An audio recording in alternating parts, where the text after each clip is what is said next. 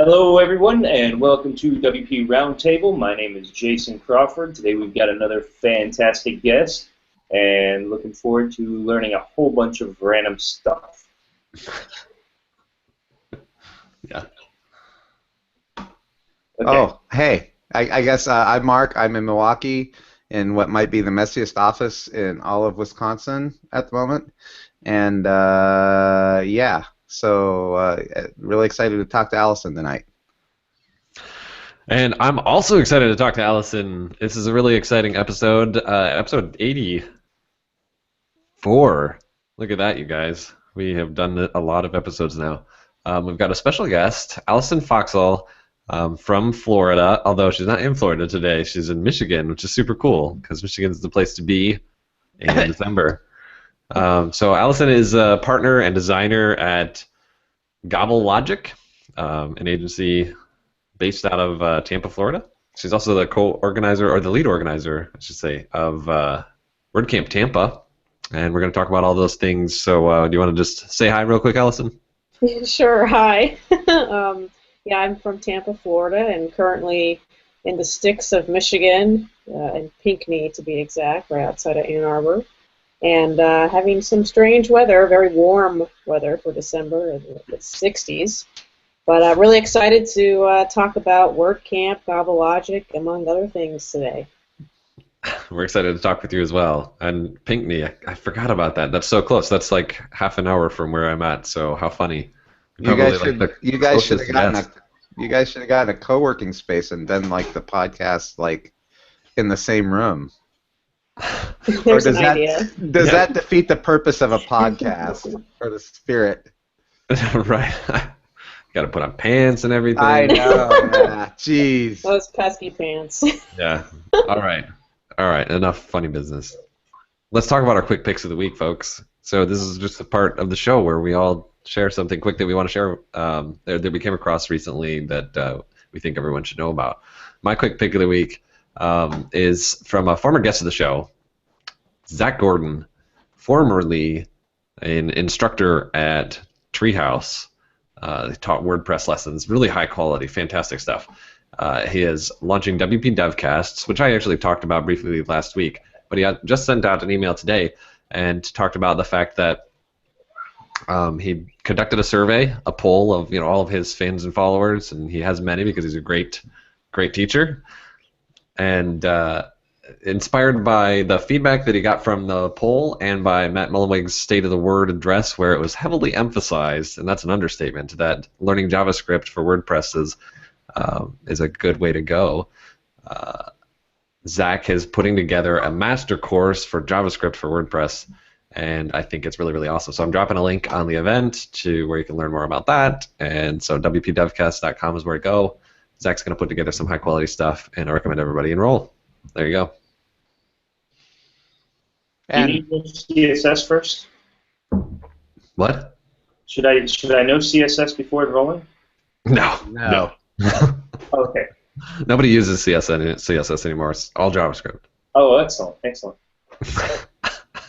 And Kyle, since you took my pick, you jerk. I'm just going to add to what Kyle said, which is that I believe I spoke with Zach actually earlier today, and Zach says that he's launching the site tomorrow. It'll have a whole bunch of information about what he's going to be doing, and I'm not even going to put a pick up because I'm hurt now because Kyle took it. All right. That's what happens when we don't discuss these things before the show. I'm just saying, I put my link there. Oh, sure, now it's there. Jason. Yeah, okay, so my pick of the week is not WordPress related. I am the Revolutions podcast. For anybody who listens to podcasts that are about anything other than WordPress, I really enjoy the Revolutions podcast. The guy, Mike, I want to say Mike Duncan, don't hold me to that. He also did the History of Rome podcast, and so he's got his 5th series out now, and it's the Haiti Revolution. So there you go. It's just getting started. You can catch up on the French Revolution, the American Revolution, and all these other ones that he's done, and or you can jump right into Haiti. I've already thrown the link in the notes for the Google Hangout, and if anybody's interested, check that out. I really enjoy his podcast. He does a good job. Nice. That sounds pretty cool. I can't wait to check it out. Alison, do you have anything to share with us? Unfortunately, not. No, I don't. Not for current event stuff. We'll forgive it this time. Just this time. You get one freebie on the show. One free pass, okay. But don't tell all of our future guests. All right. So moving past that, let's talk about you, Alison. Let's get to let's get to all the things that we want to know, and that all of our viewers and listeners and serious fans want to know about Alison Foxall. Let's start at the beginning. If you could go back a little bit and tell us about back in the early days, before you got started in your exciting career in the web. What sort of things did you want to do with your career? What sort of job did you wish to pursue? Well, I would say that I've always been drawn to the web. Even as a child, when we got our computer, I was always fascinated how web pages worked. So I've really always been immersed in the web industry, I guess you could say, although in college I had a strange alternate life career path that I almost pursued. I was basically a supply chain manager at FedEx Ground, and I managed about 30 guys, and we had a good volume of about 10,000 packages a day, and I did that for a handful of years, and I thought, well, I could probably do this for a long time and make something out of it, especially since I was, a manager, with like moving up the ladder, I guess you could say, and but in the end, it was just kind of something that I didn't want to do for the rest of my life, and I find web stuff very fascinating, and I love how it changes, like, on a weekly basis. There's always something new coming out or new technology we can use and implement. So I find this way more exciting than, of course, moving boxes. So. Yeah, and apparently we do as well. That's funny. I'm sure there are so many of us who resent that reality that it changes every week. Probably, yeah. Something that draws you to it is kind of neat. So how did you end up where you're at now in doing things specifically in the web? I'm assuming you didn't start Gobble Logic right away. Did you work at other agencies or freelance for a while? Yeah, definitely. I have my Bachelor's of Fine Arts in Graphic Design, so I am a designer by education, I guess you could say. And I've always been, I guess you could say I've always been a front-end web developer, and I've been doing that for years and years and years. I've worked at a lot of ad agencies here in the Bay Area, and traditional ad agency life as a front-end web developer is interesting. Ad agencies just don't get it. They still don't get web, which just is crazy. But I basically had a few stints at some ad agencies, and as well as a software development firm, basically until 2012, and that's when we started Gobble Logic. And we started it on the basis of kind of the ad agency model, lots of services, project-based work, and for 2016 we're pretty much moving away from that. Interesting. Okay. Cool. So how about where did WordPress kind of come into the picture for you? Way before my professional career, actually.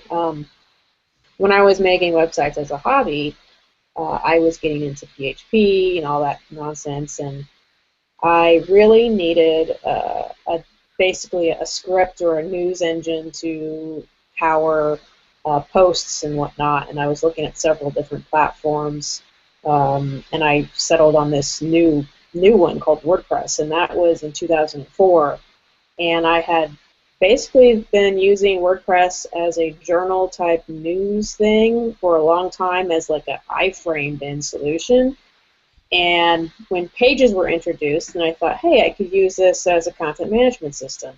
So I would say probably since 2006 or so, I've been using it as that professionally and building my client sites on WordPress. And now we exclusively use WordPress and nothing else. Fascinating. So how about when you first started getting your own clients? How did that process work? What kind of clients were you working with very early on, and how did you acquire them? What were they hiring you to do back in these early days before very many people were even using WordPress as a content management system? Well, prior to that, no one had heard of WordPress or even cared about WordPress, and it's still true to that even now with most businesses. They really don't care what they're using. They care more about the results. So, in a sense, it's really the same type of experience in that respect. But as far as our early clients, lots of mom and pops. I noticed that early on we had very low pricing, and we attracted a lot of those low bidding clients that, just kind of like, oh, I want a website for barely anything. And we've since, of course, raised our rates and our prices, and we've got a lot better clients because of that and how we position ourselves as well. Any of those clients that you can look back on and be like, oh, that was a nightmare project? Yeah, I've had a handful of those, actually. I think we all have. Come on, you got to share at least one. At least this one story with us. Oh, no.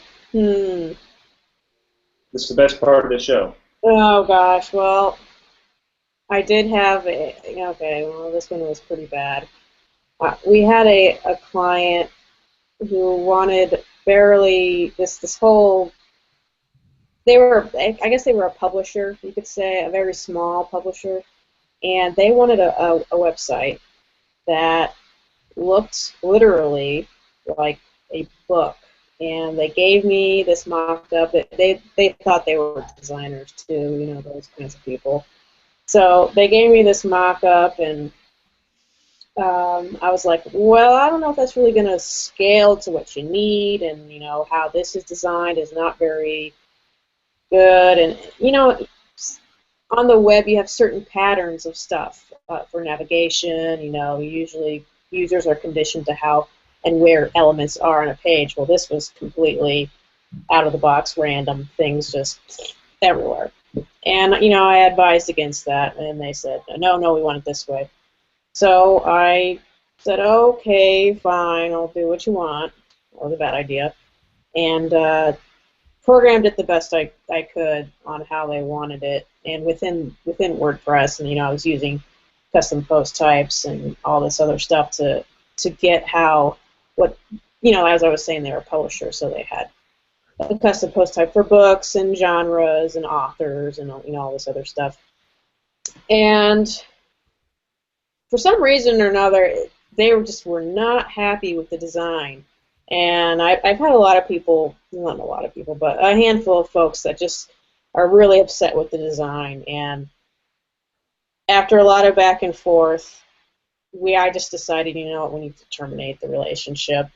This isn't working out. I guess I did a bad job of explaining how websites should function, and they just were very print related. So I went ahead and terminated it, and I actually gave them a refund for their troubles, so they wouldn't say, "Oh, these people took our money." I felt bad, and I just wanted to make the relationship good again. So hopefully, I didn't divulge too many details where they were like, "Oh, you shared that."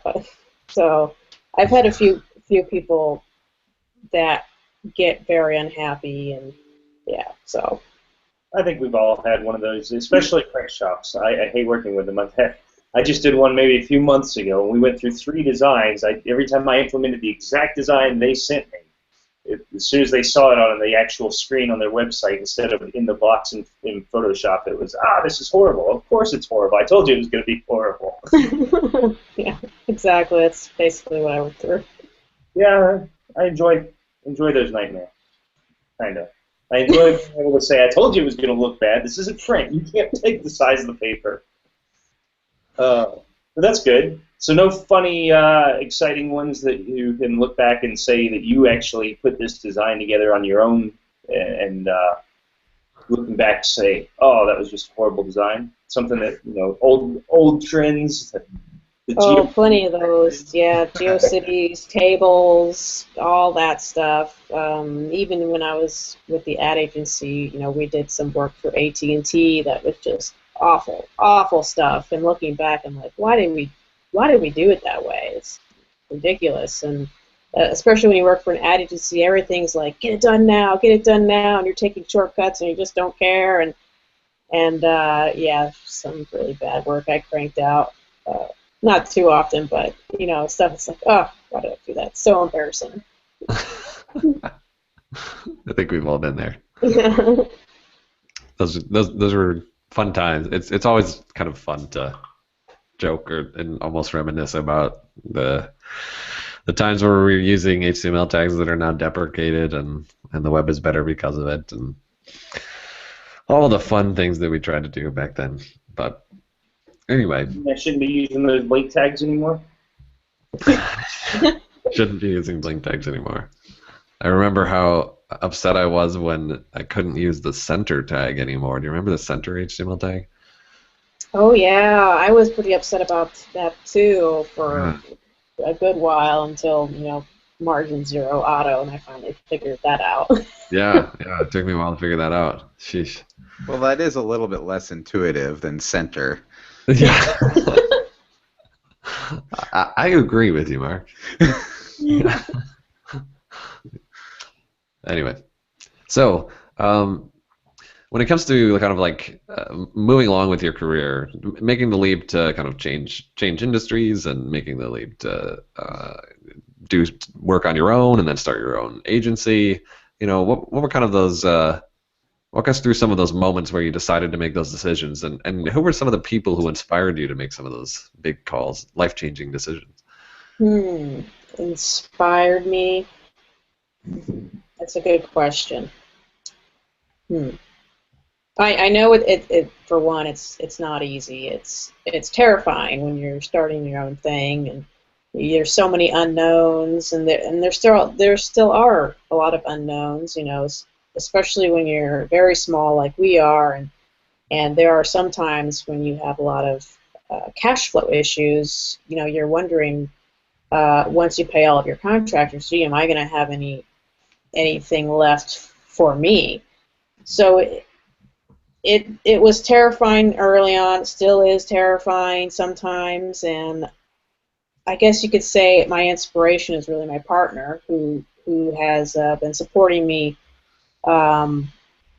through this entire time, both emotionally and also financially at times. My partner, who's also my partner of Gobble Logic, Matt Wild, he is the back-end developer of everything, and he has been doing application programming for probably the last 11, 12 years with some really large companies, and now doing programming for us. So I would say that he has definitely been a big inspiration and a lot of my strength through this entire journey through the business. But as far as like other inspiration, I do like to look at all the marketing geniuses out there and see what they're doing, and I forget all their names, but I do like to read the HubSpot blog a lot, and I know that HubSpot's kind of like I guess you could say they're kind of a competitor with WordPress, but not really,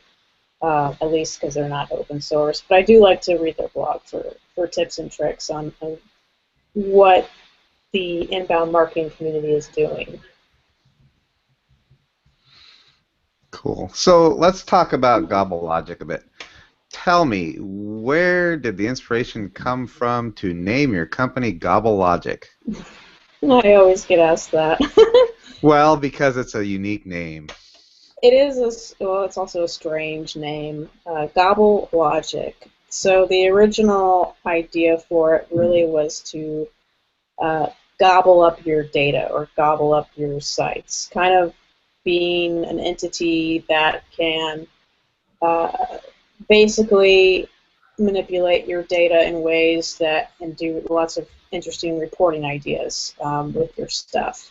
But of course it turned into more of a funny name, so in addition to that, we just thought, Gobble is just kind of funny, like Gobble Monster or, Gobble whatever. So the logic came in just as a general word to illustrate sort of what we do, which is basically solve people's problems. I don't like to say that we are a design and development company.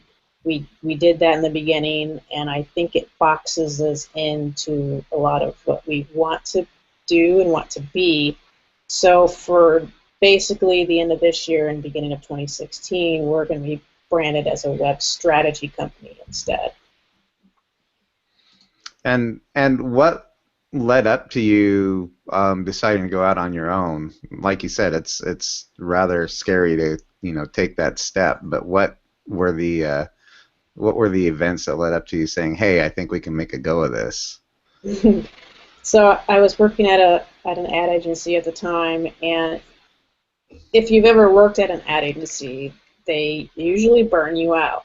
It's lots of long hours, no pay benefits even with those long hours, and it just you're done. You're burned out, and when you tirelessly commit yourself to your work and even to the point where you're winning jobs for your agency, you think, why aren't I doing this on my own? I can do this. And so there was a movement, basically. And in the evenings, or what I had of the evenings, or what I had of the weekends, I would work on our branding and some of our services and all that stuff. And eventually I left. I couldn't take it anymore at the agency. I left, started this new entity with Matt, and the rest has been going pretty well. Lots of ups and downs, but we're really on the up and up now. So what's different about your business now compared to when you first got started? So when we first got started, I guess you could say we advertised more on the development side, and we did a lot of migrations to WordPress. And one of our biggest migrations was Sarasota Magazine, and they had probably like 7,000, 14,000 posts, and it was all in a CMS system called Contico, which is a .NET application. So we wrote some custom scripts for that and got everything in, and that kind of work, we decided we don't want to do this anymore. We don't. It's very boring, I guess you could say. I mean, we can do it, but it's like nothing is fun about a migration, especially when you're doing a design that they have already did and all that. So that kind of stuff we don't really do anymore. Sometimes we'll do it because it's part of a larger project, but just doing stuff like that, or I guess you could say early on we didn't really have any strategy in place either. We were just getting people that said, I want a WordPress site, and we'd say, okay, we'll get it done. And now, of course, we're asking a lot more questions. Why do you need this? What results are you expecting?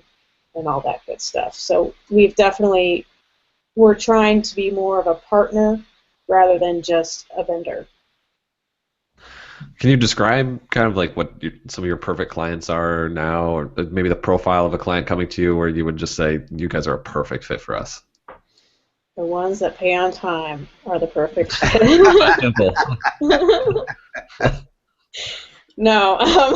That's like a unicorn, isn't it? Yeah. Yeah, the ones that pay on time are great. We actually have a client that I used to complain about because they were so like in your face about stuff. Like, we got to get this done, we got to get that done. But they always paid the invoice the same day I issued it. And as I got more clients that just didn't pay on time or forgot to submit it to their accounting departments, I thought, you know what? This particular company, they're not so bad. They pay their invoices right on the same day. So, hey, that's pretty special. Yeah. Well, it's important when you have a lot of services and cash flow issues, and it gets kind of crazy with the cash flow. You know, some months you might have, oh, just a little bitty tiny income, and then other months you're like, whoa, money craziness, and it's that, and that is a primary reason why we are moving away from project-based work, is just because the cash flow aspect kind of just kills the small business. So you're moving away from project-based work. Describe a little bit what you're moving towards.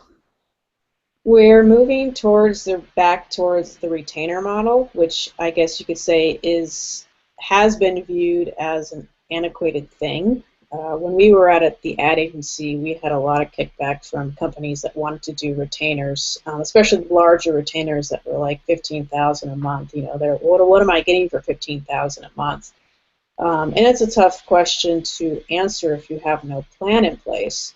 So what we are trying to do is implement smaller retainers that are more maintenance-based, but larger retainers that are more of a partnership-based. So we could basically avoid this cash flow issue. Now, we will still have project work, but we won't be doing project work that's tiny, like $3,000, $5,000, $1,000 or whatever. It becomes too much of investment, and we need more basically of an upfront investment rather than just a couple wadfuls of cash.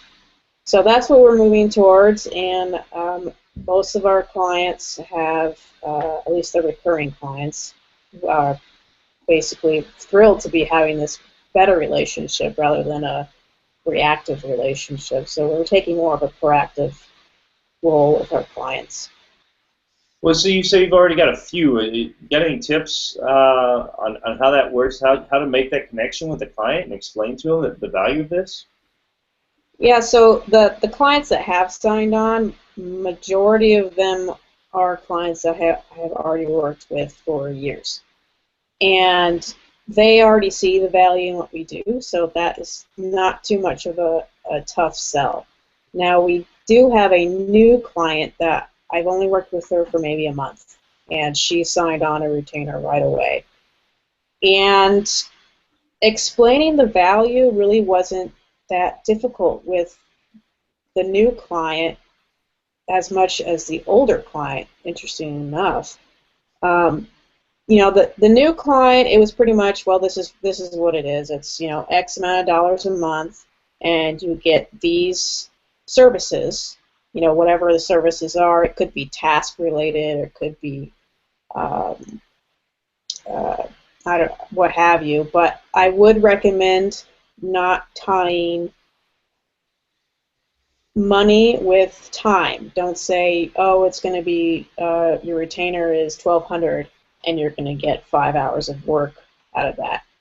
There is not enough structure there for clients, I don't think, and so they're too. Well, what is my time now, or whatever, and they'll create tasks themselves that are outside those bound hours. Then that's a real trouble.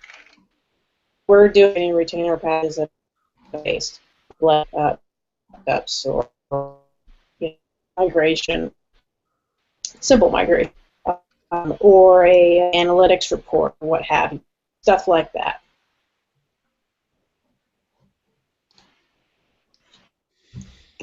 So have you gotten any feedback from clients about additional services they'd like to have included in a retainer package, or did you come up with a package that just seems to have blended perfectly with what your clients wanted? Yeah, the packages mostly fit to what our clients need right now. So we haven't any feedback on what they want in the future, but I'm thinking what they want in the future is marketing related. And once you start talking to your clients about their goals, usually they're centered around, I need more customers, or I need to improve this process better, or what have you. So you really just work with them on that so you can include that into a next level retainer. Okay, yeah. Just to let you know, you kind of were cutting out for a few minutes. Hopefully, it sounds like you're better now, but I thought I'd throw that in there and let you know. So repeat everything you said in the last 2 minutes, word Oh for word. no! No, I'm just kidding. Must be because I'm out in the sticks here. Yeah, blame it on the trees.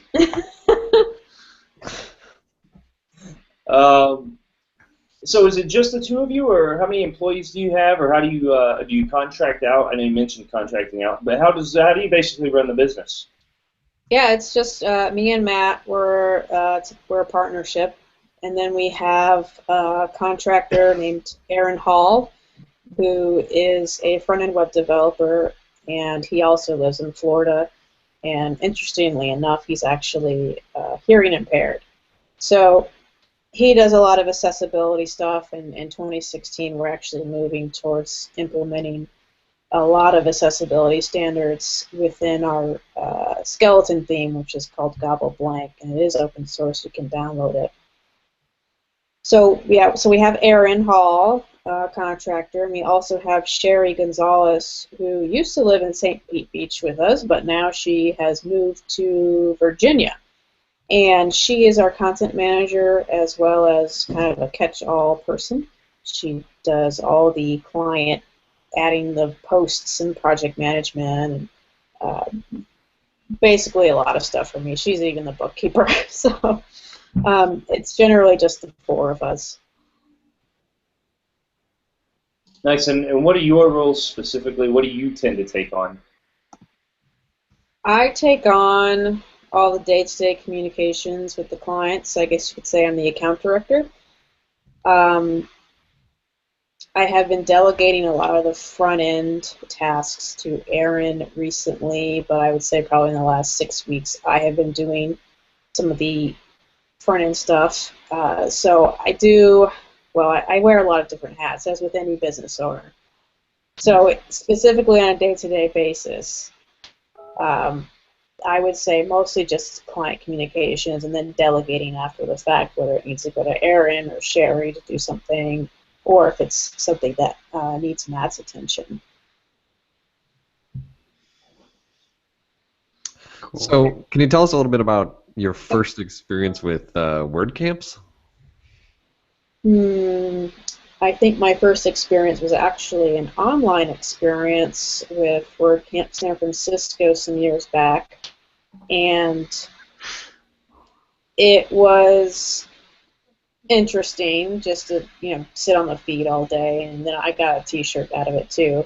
But the very first WordCamp I attended in person was actually WordCamp Orlando, and it's a smaller WordCamp. And when I say smaller, I mean like 300 people, not like WordCamp US or anything. And it was I don't know, it wasn't what I was expecting, I guess you could say, because we have a conference here in St. Pete called Front End Design Conference, and it's just one track, and WordCamp is can be several tracks, and the ones all I've been to are multiple days with 3 tracks, and so just with those experiences, that's what we based WordCamp Tampa off of as well. So, out of all the WordCamps you've been to, and I'm sure you've been to hundreds and hundreds. I actually haven't. Okay, so out of the 2 WordCamps that you've been to, what would you say the coolest experience you had at a WordCamp was? I don't know. I don't know if it. Well, you got to define cool, but. Well, the most memorable experience you might have had. So well, I guess that could be totally uncool too at the same time, right? So. Well, I mean, at WordCamps, I always treasure the networking aspect of them the most. Creating the relationships and getting new contacts. But I think maybe the coolest thing was actually in Miami. They had an ice cream social during the event, which was kind of oh, ice cream, okay. And so yeah, ice cream plus networking, that was pretty cool. And that would so do you think, I went to Tampa this year, and I've told you probably 50 times now, I think that you organized Tampa better than I've been to a bunch of WordCamps, and that you organized the snot out of that camp. It was awesome. So, what do you think you would take from some of the other WordCamps that you would add to, say, Tampa for like next year? Honestly, I can't really think of anything. In Tampa, we like to be trailblazers. You know, we were one of the first to do live stream, and other than San Francisco, and we put together the live stream kits for WordCamp Central as well, and we also started to do the Veterans Boot Camp. This past year, you know, we partnered up with Happy Joe, who did the curriculum for our Friday boot camp, and we sent 30 veterans on a scholarship to the entire camp, which was awesome. This year, we're going to do it on our own, but we also want to include a kids camp, kind of what Miami does. They have a kids camp. I'm not sure what on the age range, but I believe we want to focus more on the young adult group to have this kind of like publishing camp. And then what we also want to do is have probably classes or sessions for seniors, because there are a lot of senior citizens in Florida that are interested in publishing or telling their own stories. So we're looking into probably integrating some of that outreach as well. Mark might be a good test subject for those senior citizen attempts. I don't think he's that old, guys. Wow. That's like harsh. In fact, you could like get it all set up and do like a test run at Mark's house. You can have the senior citizen, and he's got like 18 kids around there, so you can do like all the kids as well. That's true. You could have what do they call those, focus groups for every single one of those things you just mentioned. In my home alone, you could start out at like 2 years old, and you could go all the way up through every age group, get a focus group going, and they'd all be here like at the ready to help you out. So yeah, that's true. There you go. So we're looking for sponsors for WordCamp Mark's house. You better go ahead and get the domain, Mark. We know how you're having a little bit of issues with getting domains in time now. Well, yeah, that's true. But I think I might have to get like permission from the foundation to use WordCamp anything. But well, fair enough. I'm just saying, Kyle might beat you to it.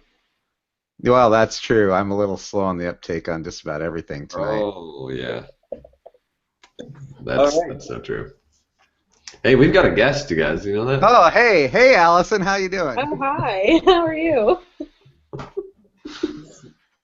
So I'm a WordCamp organizer too, and so is Mark, and someday Jason will be, I'm sure. And we're going to steal every one of your ideas, which is why we're plugging you for information. Right. Give us your secrets. Just open source your guidebook for putting together an amazing WordCamp. This is my first year as a lead organizer, and I'm really excited about it. And so I'm like totally geeked about talking to any other organizer who can, make me look great. By helping me learn from their mistakes, So it might take more than a good WordCamp to make you look great, Kyle. But oh, geez, Louise. The hat does just fine. Yeah. A good WordCamp and a hat. Yeah. There you go. Thank you very much. So, Alison, help us out here. What are some like hard lessons you've learned organizing WordCamps? Things that maybe were more challenging than you anticipated, maybe mistakes that you feel like you made. Just watch out. Watch out. Well, running an event of that size, you have to really look at all of the details, especially if you're getting a donated venue, completely donated, then you've got to worry about the nitty-gritty details. So, like the first year, we had our WordCamp. We've only had a WordCamp for 2 years. 2014 was Tampa's first year. And the first year we had a donated venue, and nobody thought about the trash situation during the event, and lo and behold, we did not have any janitorial services during the event either. So Just a tidbit, a tip. Make sure you think about the trash, otherwise you will be in the bathrooms changing the trash and all over the place, making sure that trash is getting put in the dumpster out back. The things you do as an organizer. But other than that, you know, the live stream kits that are going around the U.S., they're very involved, and I would say get started with that as soon as you can. Looking at the guidebook on live stream, any information you can get, pinging the WordPress TV channel about them, because they are kind of a pain to handle. You know, the first year we had ins and outs with those things all the time. The second year was a lot better. We only had a couple audio issues, and that was only because an attendee unplugged the cord from the mixer for whatever reason.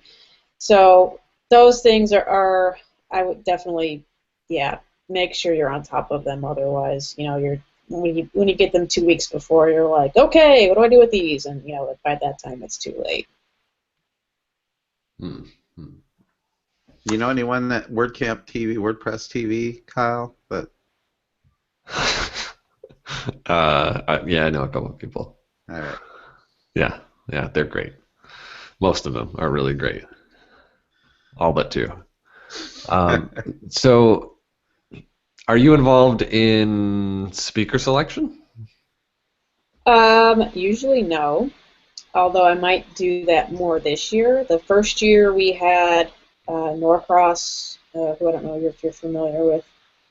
He did our speaker selection. He knows a lot of really good speakers, so I just let him run with that. This second year it was kind of a combination between Norcross and one of our other organizers, Jim True. And this year is still an unknown, since we're not going to have our camp until September, which I think it's going to be the weekend of September 11th, but don't quote me on that, because I'm not really supposed to say anything. So, but yeah, so I might get more involved with that this coming year. Well, great. So I want to know, what would be the place that you wish had a WordCamp? Like in the U.S. or anywhere, or Anywhere. Mm-hmm. It can be the Maurer if you'd like. You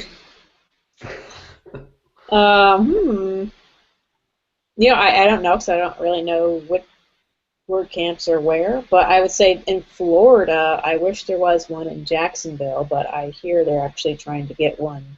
They are. I heard that they were approved tentatively. Yeah, and I heard that they're almost done getting their venue, but I'm not quite sure. But that would be awesome, and maybe if we got another one in Florida, we would be the state with the most WordCamps, which would be interesting. That's pretty crazy. Why is that? Because that's like 14 WordCamps in Florida or something, then, isn't it? Yeah, at least. Once Jacksonville gets added, it would be 4. And if Tallahassee or Pensacola decides to have one, then that would be crazy too. So it's just, we're such a big, long state. So. Yeah, California has the same issue. Yeah.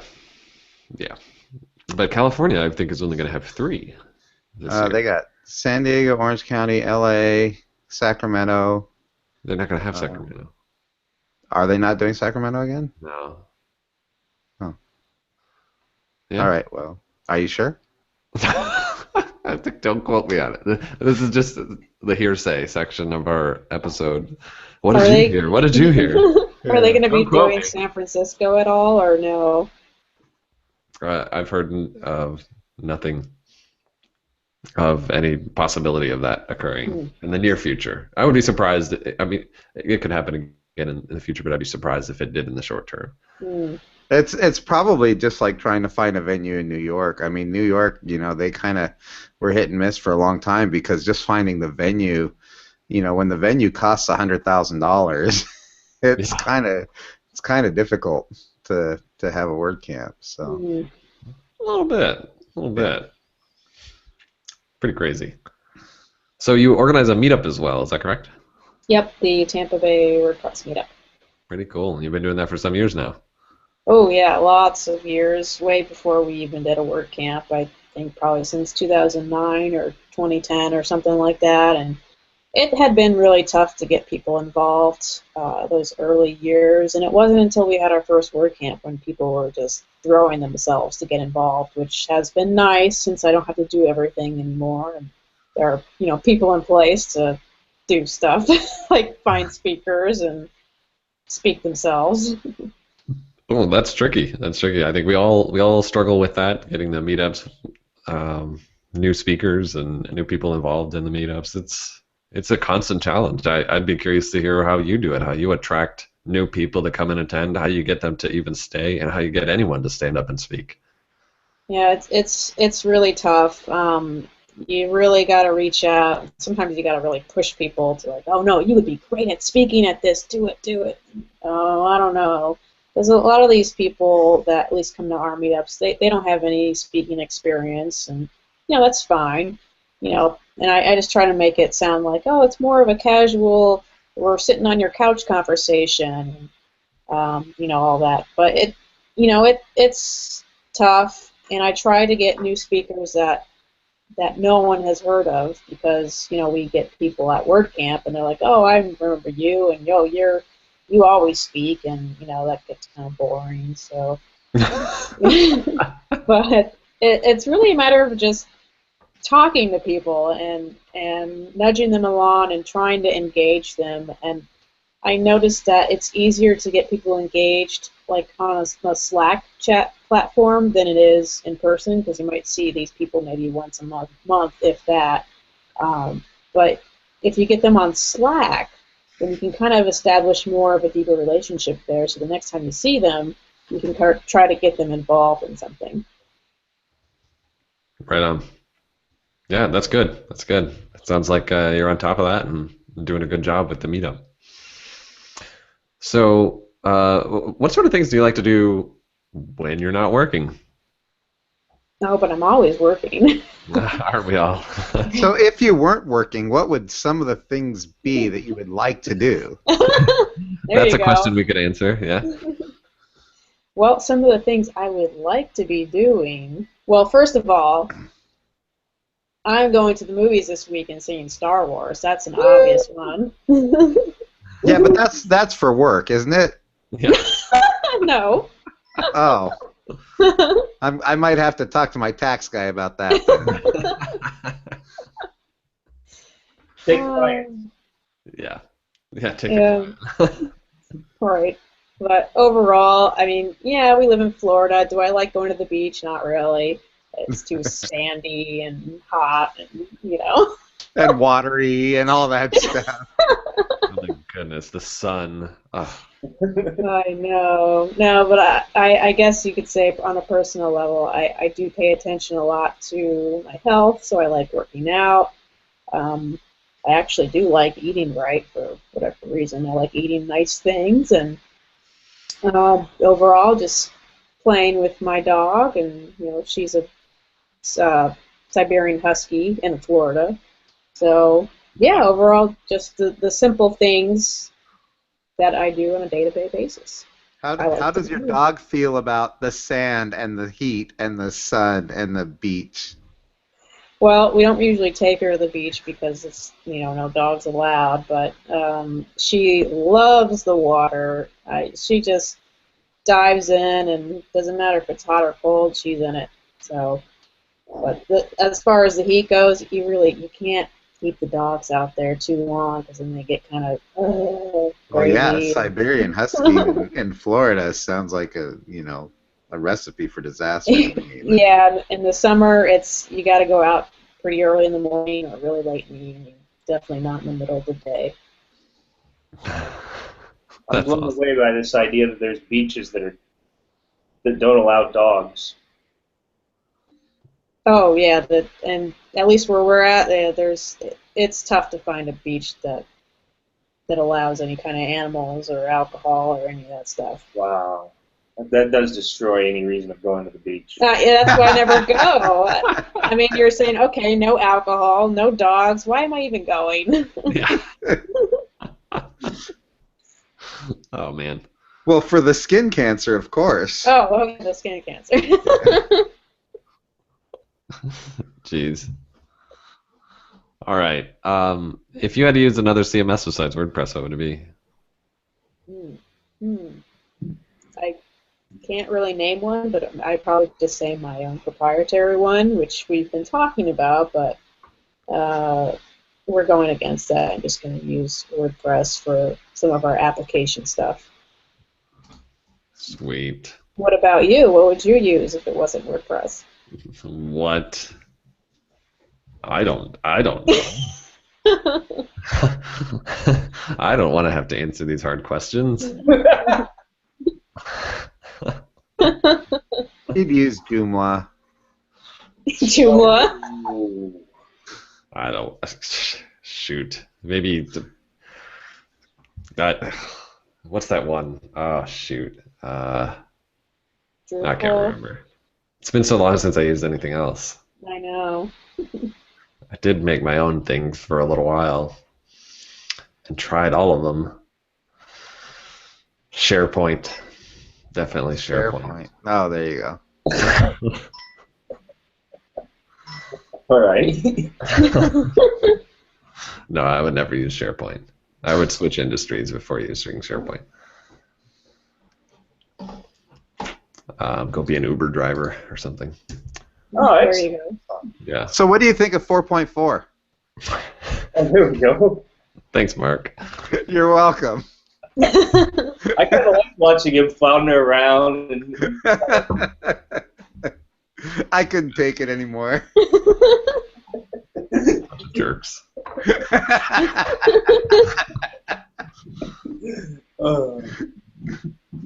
Okay. Well, Seriously, what do you think of 4.4? That was a serious question. Oh, me? Or somebody else? Yeah, you. You're the guest. Yes.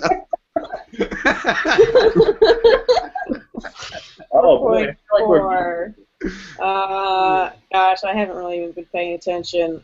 I know there were embed features. What else was going on with 4.4?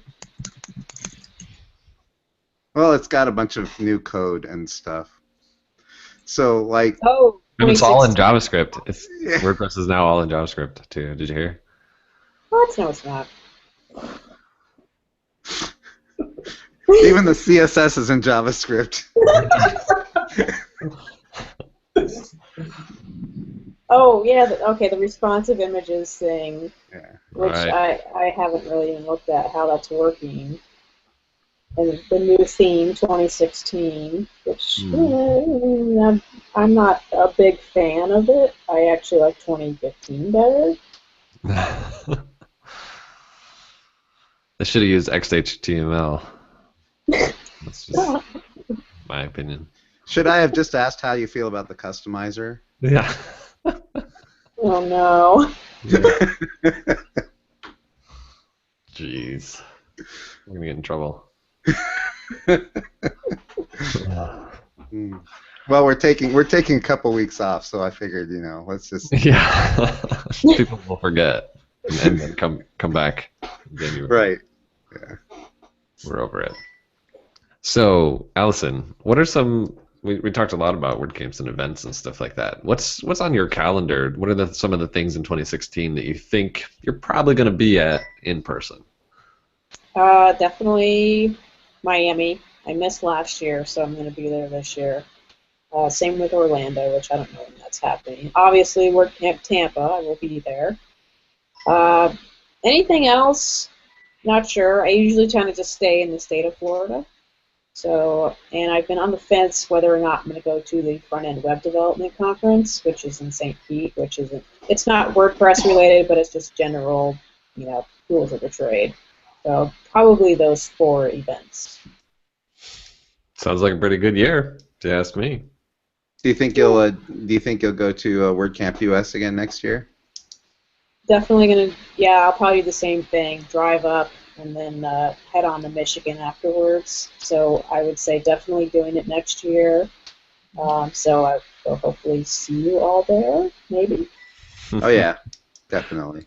I hope to see you. I don't know what happened this time. You were on my list of people to find, and this entire event, I never saw you. I don't know how that works. Well, there were 1,800 people there. I could have had something to do with it. Could have been. I had more luck running into people I knew on the streets of Philadelphia than I did actually at the event, funnily enough. You know, that's funny. I did. Funnily, yeah. It's a small town. Well, it's just you don't wander off too far from Center City. So Yeah. you might not come back. So, from what I hear. And a question from one of our viewers just came up. How do you spell funnily? And it's interesting because the person who wrote this spelled it in asking the question of how you spell it. So clearly, this person knows how you spell funnily. Is that how that works? That's how it works. We're gonna shame them right now. So somebody like in a text environment is supposed to. How else are they supposed to express this word that they don't know how to spell? Maybe you ask it, or maybe this person should ask it, like. I mean, how do you spell funnily? Look at your screen. Yeah, I got you. Okay. Nobody's gonna want to ask a question on this show again. Ever again. We'll shame them. I know. Jeez, Louise. Allison, so who are some great suggestions? Drop some names of suggestions of people that we really would be. It would be remiss of us to not get them on the show one of these days. Well, I guess I could name a few people from our own community. Have you had Norcross on yet? I don't know who that is. No, I'm just You kidding. don't know. I'm just kidding. Jesus. I almost fell for that. I really am slow to name. No, he hasn't been on the show. He's a good one to have. Funny guy. Definitely. You could ask him one question and he'd take up the whole hour. Yeah, he really could. He talks a lot and he enjoys talking, so it would be a good fit. That sounds like a great guest, if you ask me.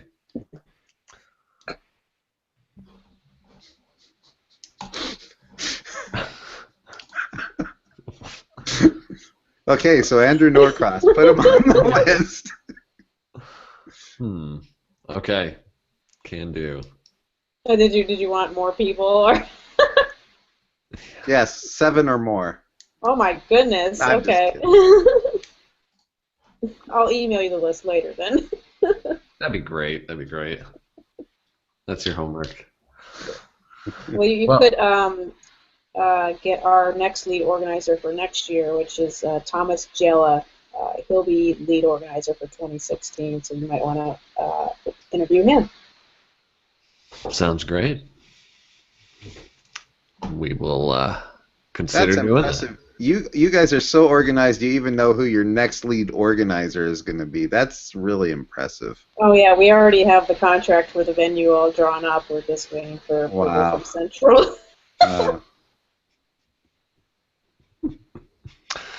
Yeah.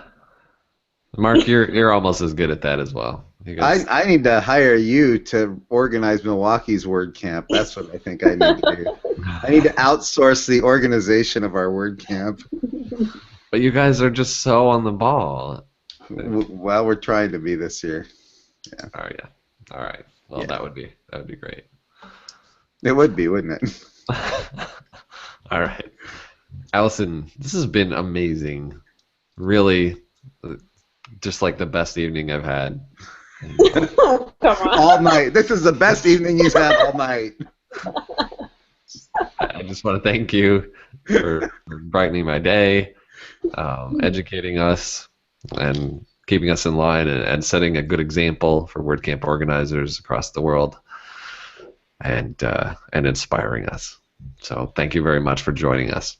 Thank you. It was good to be here. Thanks, Allison. Yeah, thank you, and we apologize for Mark's late. I'm just going to get kicked off the show now. Yeah. All right, well, it's been great. Thank you again, and I hope you enjoyed it. Yeah. I've been waiting for that sound ever since I saw the application pop up. Hey, Nice. Just whenever you start talking. and